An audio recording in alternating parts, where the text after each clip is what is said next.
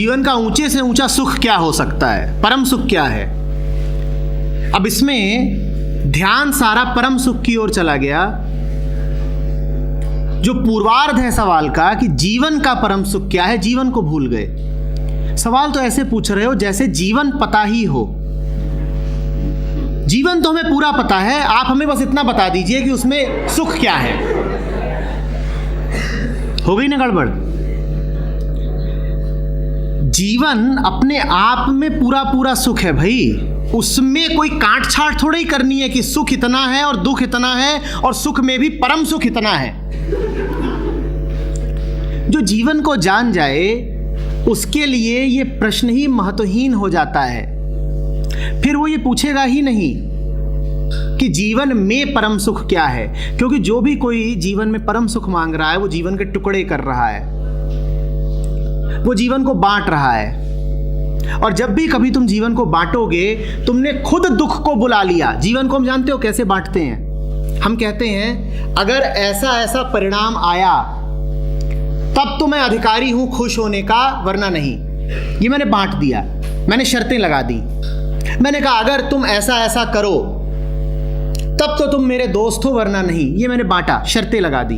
अब मुझे दिक्कत होगी, दुख होगा। अगर आज बादल रहे आए तब तो मैं मानूंगा कि मैं सुखी हूं, और अगर धूप निकल आई, पसीना वगैरह आया, तो मैं कहूंगा ना ना ना ना, बड़ा दुख है। अगर इतने 1000 रुपए की नौकरी लग गई तब तो मैं मानूंगा कि सुख है, नहीं तो मैं कहूंगा बड़ा दुख है। अब तो तुम्हें दुख मिलेगा, क्योंकि जो तुम चाहते हो वो हो नहीं सकता, क्योंकि उसके होने में 1000 और कारण भी सहभागी हैं।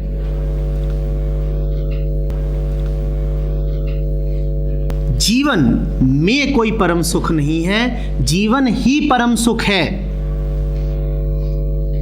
लगातार जो हो रहा है तुमने उसको ठीक से अनुभव नहीं करा, इसीलिए तुम्हें जीवन बहुत सस्ता लगता है। अभी यहां बैठे हो ना, जरा 2 मिनट सांस ना लो, फिर तुम्हें पता चल जाएगा कि सांस लेना ही कितना बड़ा सुख है। 2 मिनट सांस ना लो, फिर जान जाओगे कि सांस लेना ही कितना बड़ा सुख है। तुम कहोगे इससे बड़ा सुख हो नहीं सकता, पर ये तुम तभी मानोगे जब पहले तुम्हें दुख मिले, जब पहले तुम्हारी नाक कोई बंद कर दे। जब मरने के करीब आ जाओगे तब मानोगे कि सांस लेने से बड़ा सुख हो क्या सकता था, पर मैंने कभी धन्यवाद नहीं दिया कि मुझे सांस लेने को मिल रही है। अपनी ही आंखें बंद करो और कल्पना करो कि आंखें अब कभी नहीं खुलेंगी, कि तुम अंधे ही हो गए।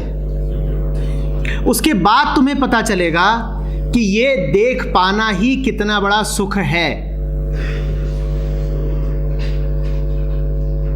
ये जो तुम्हें मिला ही हुआ है, इसका कभी कोई शुक्रिया तुम अदा करते नहीं, इसीलिए तुम्हें इससे आगे के किसी सुख की तलाश रहती है। मैंने कहा था ना तुमसे, तुमने कभी इस बात का एहसान नहीं माना होगा कि ग्रेविटी उतनी ही है जितनी है, कि एटमॉस्फेरिक प्रेशर उतना ही है जितना है। जानते हो, एटमॉस्फेरिक प्रेशर थोड़ा सा कम हो जाए, तुम्हारी एक एक नस फट जाएगी। ग्रेविटी बढ़ जाए, दूनी हो जाए, तुम चल ही नहीं पाओगे, तुम्हारा वजन दूना हो जाएगा। हवा में ऑक्सीजन जरा सी कम हो जाए तो सांस नहीं ले पाओगे, और अगर जरा सी ज्यादा हो जाए तो सब कुछ जलने लग जाएगा। पर तुम इन सब में सुख मानते ही नहीं। तुम्हें लगता है ये सब तो छोटी बातें हैं, इनमें क्या होता है, ये तो मिला ही हुआ है।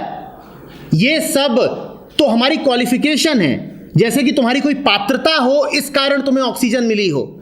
जैसे कि तुम्हारी कोई पात्रता हो, इस कारण तुम्हें बुद्धि मिली है, देख पाने की क्षमता मिली है, सूंघ पाने की और छू पाने की क्षमता मिली है। इनका तो जैसे कोई मोल ही नहीं है, ऐसे जीते हो। कभी इसका धन्यवाद अदा करके देखो, उसके बाद इससे आगे कोई सुख मानोगे नहीं।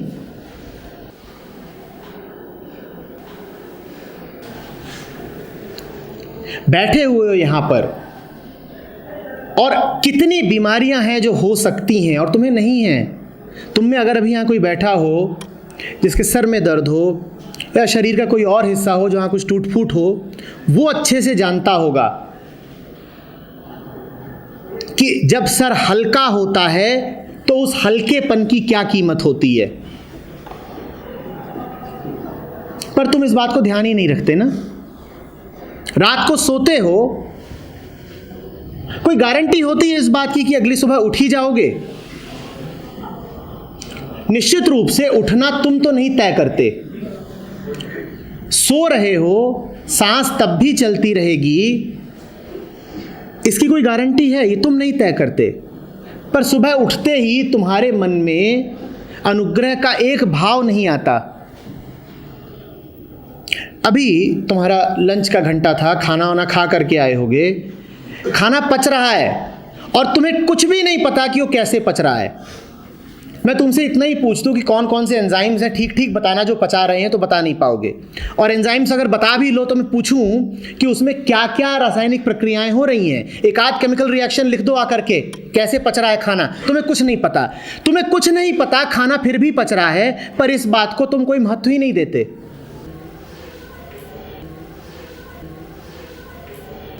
खाल अपनी देखते हो और खाल में जरा सी कोई कमी बेसी हो जाए तो परेशान हो जाते हो। अंदर तुमने अपने कभी झांक के नहीं देखा। तुम्हारे पास एक लिवर है, किडनी है, आते हैं, दिल है, फेफड़े हैं, ये ऊपर मस्तिष्क है, तुम्हें कभी इनको देखा भी नहीं है, फिर भी ये अपना काम कर रहे हैं। तुम समझते हो कितनी बड़ी बात है? और अभी तुम कह रहे हो जीवन में और क्या परम सुख है। और क्या परम सुख होगा? तुम्हारा ये जो भेजा है ये काम करे जा रहा है, करे जा रहा है, और बिना तुम्हारी किसी पात्रता के काम करे जा रहा है। तुमने कमाया नहीं है, ये तुम्हारी योग्यता नहीं है, ये तुमको पारिश्रमिक नहीं मिला है कि आपका भेजा ठीक काम करेगा क्योंकि आप बड़े बहादुर हैं। आप जैसे भी हैं ये काम करता है। आप एक नंबर के लुच्चे होंगे पर उससे आपकी आंतें नहीं फट जाती, वो तब भी काम करती हैं। और नहीं कुछ सुख है जीवन में, जीना ही सुख है। तुम इस बात की कीमत समझ रहे हो कि तुम रोशनी देख पाते हो, हरियाली दिखाई दे रही है, कि तुम चल पाते हो, कि तुम्हें समझ में आता है, कि तुम शांत हो पाते हो। इनकी कीमत जानते हो तुम? जीवन मिला है, तुम्हारे जीवन में कुछ ऐसे लोग हैं जिनसे तुम प्रेम करते हो, इस बात की कीमत जानते हो। और तुम्हें अभी क्या चाहिए? तुम्हें किस बात की महत्वाकांक्षा है? काम कर रहे हैं, काम करने के लिए खाना चाहिए होता, तो वो तो बाहर से आता है, तो सर अब खाना कहाँ से आएगा? तुम कोशिश करो, जैसे खाना बाहर से आता है वैसे ही सांस भी बाहर से आती है। तुम कोशिश करो सांस न लेने की, हो रहा है ना। तुम अगर रोक भी दो कि मैं सांस नहीं लूंगा, तो भी थोड़ी देर में पाओगे कि हाथ अपने आप हट गया, सांस आने लगी। ठीक इसी प्रकार जिस तुम खाने की बात कर रहे हो, चूंकि वो शरीर की इच्छा है, वो शरीर को ही चाहिए, तो शरीर स्वयं चल चल के उसका जुगाड़ करता है। तुम शरीर को रोक ही नहीं पाओगे। जैसे तुम नाक को नहीं रोक सकते सांस लेने से, वैसे ही तुम भूख को नहीं रोक सकते अपनी सामग्री जुटाने से।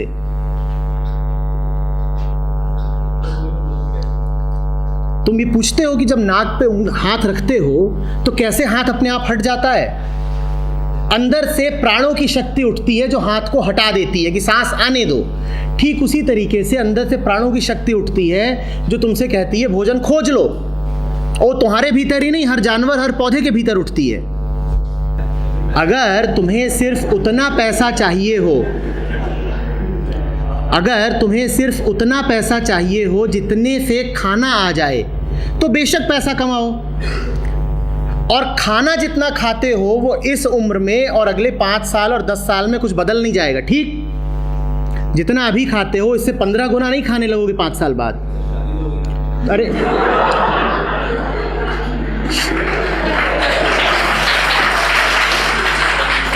जिससे शादी होगी उसे निवाला लेके खिलाओगे या बच्चे से शादी करोगे कि उसे गोद में बैठा के खिलाना पड़ रहा है?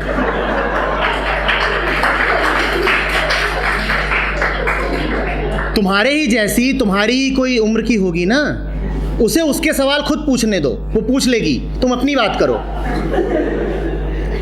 अभी से इनको इतना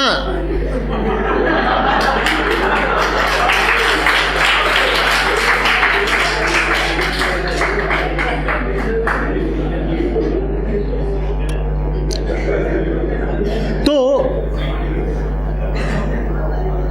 अगर तुम्हें उतना ही कमाना हो जितने से तुम्हारा खाना आता है तो बेशक कमाओ।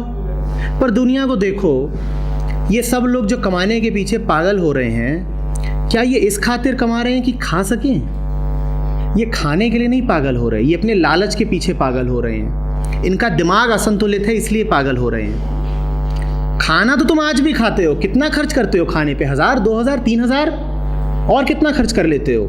पर लोग क्या इतना कमाने के लिए घूम रहे हैं? तो ये बेकार का तर्क मत दो कि खाने के लिए आदमी को कमाना पड़ता है। तुम खाने के लिए नहीं कमाते, तुम अपने लालच के लिए कमाते हो, समाज के लिए कमाते हो।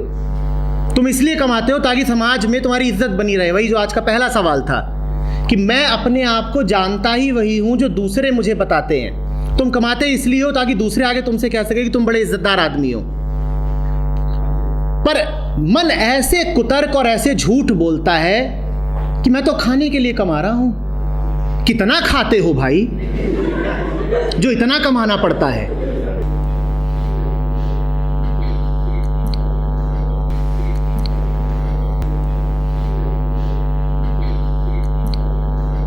मैं तो पत्नी के लिए कमा रहा हूं।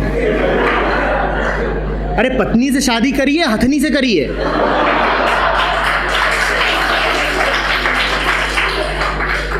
कितना खाती है वो?